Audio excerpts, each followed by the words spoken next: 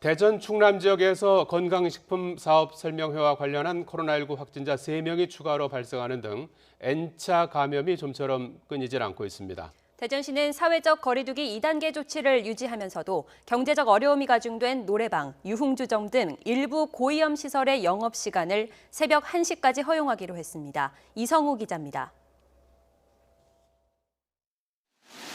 지난달 25일 대전에서 열린 건강식품 사업 설명회.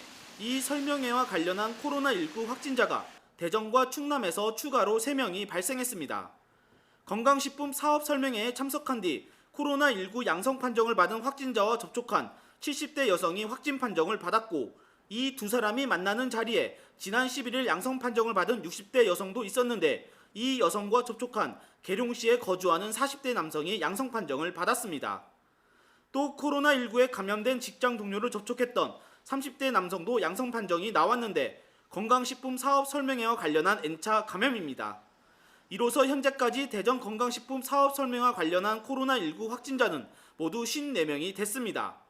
우리가 동선을 파악해가지고 접촉자를 분리해서 검사를 받아가지고 하는 속도보다 바이러스가 전파되는 속도가 더 빠르다 보니까 이런 가운데 대전시는 고위험시설과 종교시설에 대한 집합금지 조치를 일부 완화하기로 했습니다.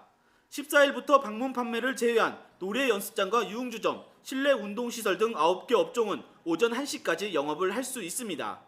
경제적 어려움이 가중되는 가운데 고위험시설 종사자들의 생존권이 위협받고 있고 이들 업소에서 집단 감염 사례가 없었다는 점을 고려한 겁니다. 종교시설 대면 집합금지도 완화해 50명 미만이 참여하는 정규 대면 예배는 허용하기로 했습니다.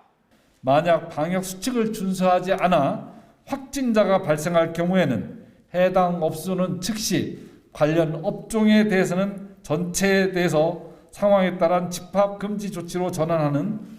세종시도 14일부터 노래방과 뷔페, 대형 학원 등 10개 고위험 시설에 대해 영업을 허용했습니다.